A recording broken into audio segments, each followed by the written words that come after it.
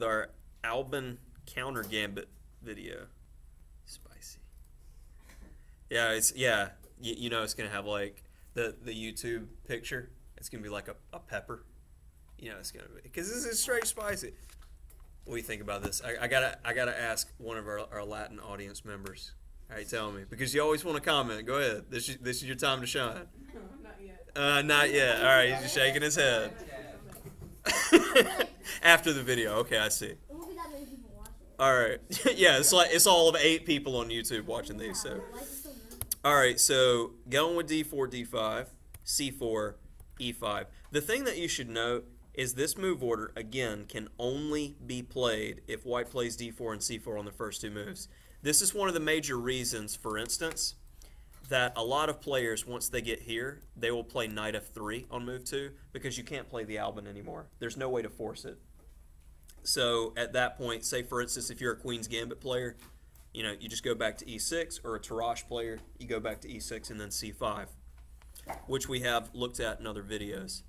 And keep in mind, like again, for instance, if they played 1 C4, no way to get to it. 1 Knight F3, no way to get to it. It only works against D4, D5, C4, E5.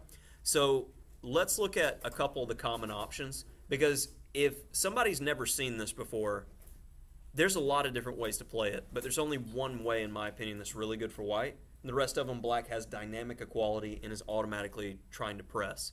So if somebody plays, for instance, E3, okay, it's a reasonable move. After takes, Knight F6, you've now transposed into a French exchange with an early C4, which is covered in my French exchange video. So, not going further there. Now going back after E5, if they play Knight F3, after E4, Knight FD2, C6, E3, what you'll notice is Black is playing the white side of an advanced French. So, if you're a tempo down playing white, typically means you have white. So that's got to be okay. So after E5, if C takes D5, take with a queen, pretty obvious. If he takes here, we take his woman. And then try to get our pawn back. But notice he can't castle, and we got some decent play. He's trying to defend the pawn. Alright, so I'm going to try to remove the defender. He keeps defending. Alright, check. I get some play. And his king's really awkward. Alright, so this knight's going to come here, and then here, you know, probably hit the bishop and the pawn, add some more pressure. E3, knight G6, knight C3, and he doesn't trade immediately. That's one of the things, that pawn is not going anywhere. One of the major mistakes I've seen from players under 1600 is that immediately when they have a pawn that they're down, you sack the pawn in order to get play and time. You don't just trade away all the time that you get to just get equality, unless you're trying to make a draw with somebody. You play these types of openings to try to win with Black. So you keep the tension. Bishop B4. And after bishop E2, only now does he take, takes, and the engine evaluated this as Black's doing completely fine, and you got some good play. I mean, you see the awkward pawn structure for White, the king being weird on C1. I'd rather be Black. Yeah, I mean, I'd much rather be Black here. The only advantage that White has is the bishop pair, and it's not clear whether or not he's going to be able to use it. So, He might trade his bishop with him. oh yeah, and I mean, if he trades the bishop right here, Black's just clearly better.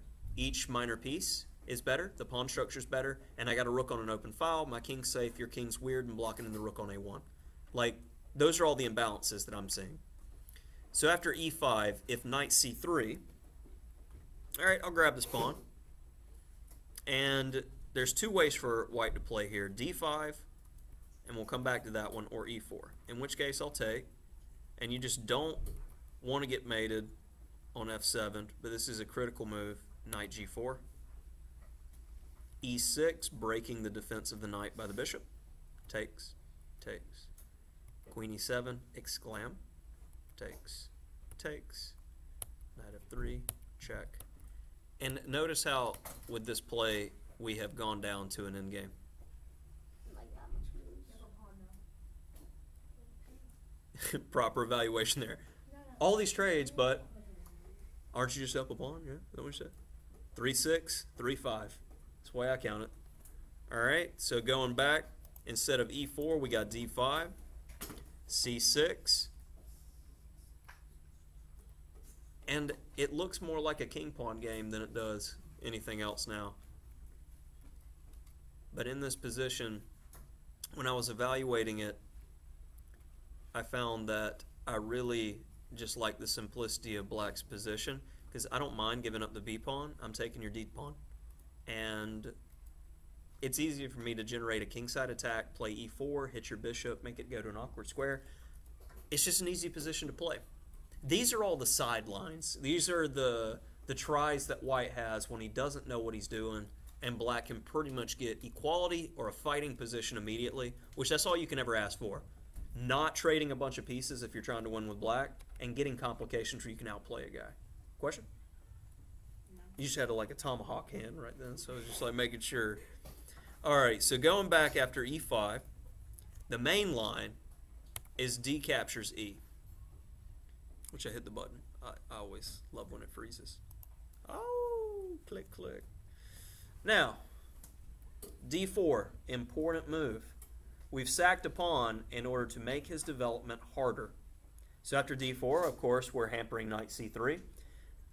And one of the most common errors you'll see in these positions is white playing e3 at a bad time, and you can take a tactical advantage because of it.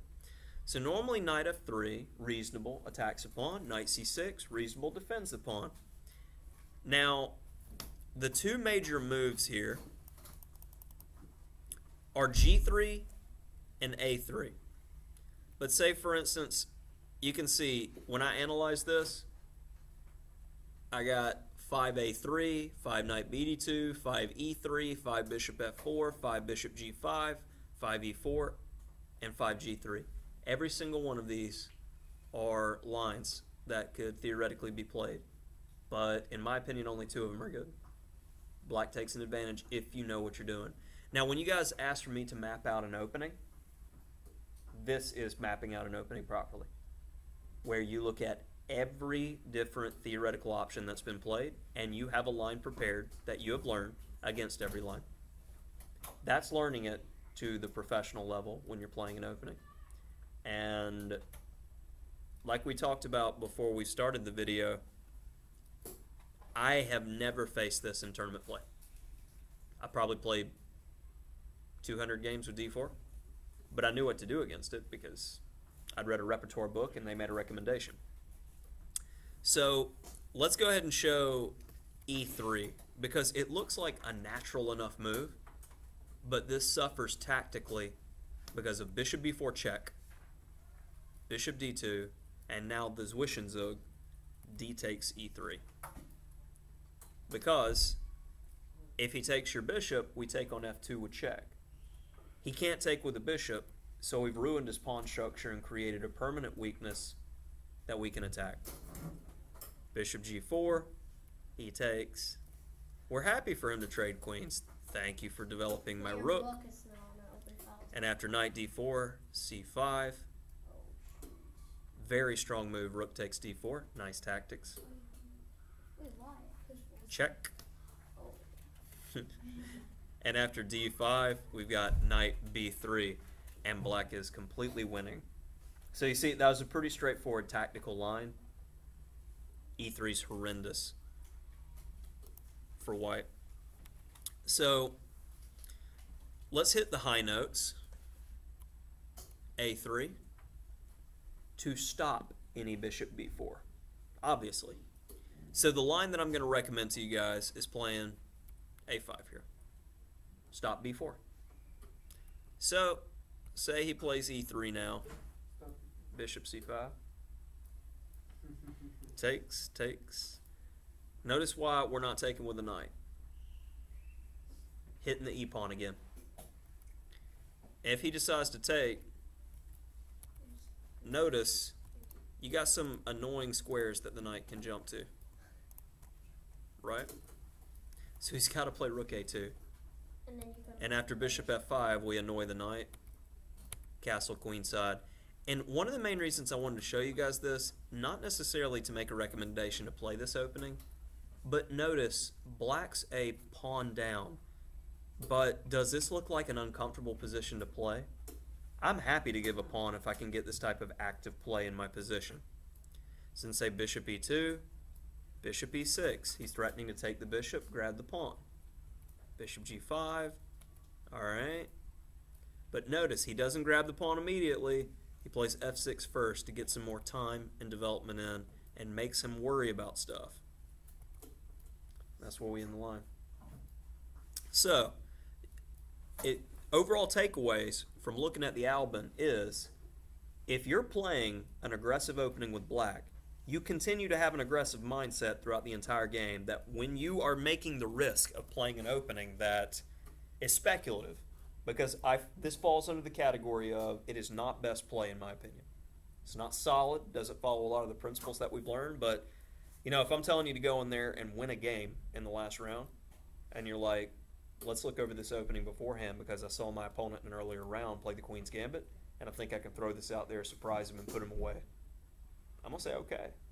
That is an objective judgment call that you got to make in a lot of situations because we already know a lot of the opponents because we played them at previous tournaments. You're playing the same ones again, and they're stronger, you're stronger.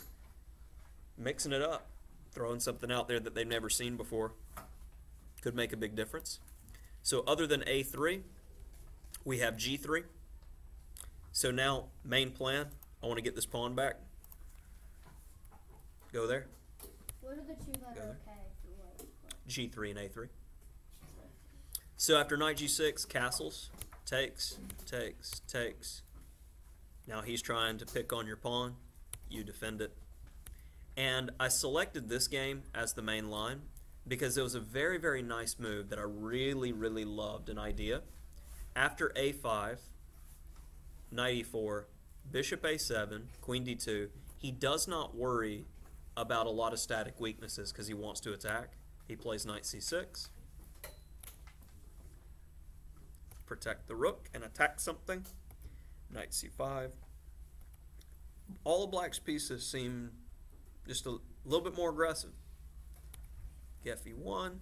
Now, this is that type of move that just tightens a little bit for your opponent. Good positional play, H5. Because H4 is annoying. H3 is even more annoying.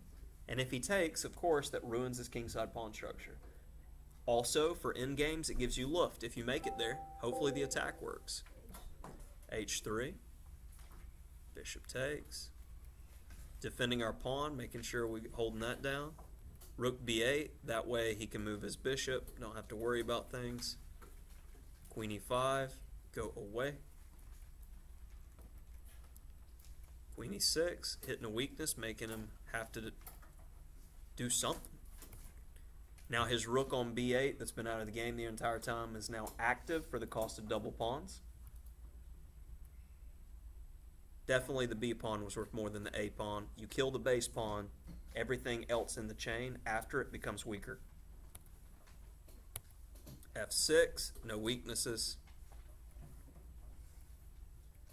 And black, even giving away some pawns, is able to get to a position that I deem this as equal-ish, but I would feel more comfortable playing black because of what? You're more aggressive in this one. More aggressive?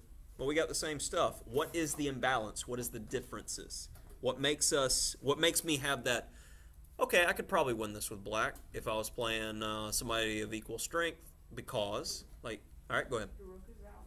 Rook is out. Both rooks are out. Both rooks are out for both guys. Well, not with them. His rooks are more defensive. Our rooks are a little bit better. Okay, that's a little bit, but I mean, he could fix that by trading off some or something. Yeah? Pieces are more active. Pieces are more active. I don't know. His queen and bishop look pretty active. His bishop on D4 is a beast. All right. Bishop can move around a little bit more. Our bishop on E6 can move around a little bit more. Still not precisely what I'm looking for. Okay, I look at this not as a middle game, but more as an end game. What is the main emphasis that we're looking at in end games? C6. Ding, ding, ding. As soon as I say end games, you start thinking about it from the perspective of getting reinforcements, getting a queen. Because after all the trading. This is a passed pawn. Your play with black revolves around protecting your baby and letting him go home and grow up. Grow up and become a girl. Grow up and become a girl. That's right. I was waiting on it. We got to end the video on that one because we needed that punchline. Got to have a little bit of sarcasm every now and then.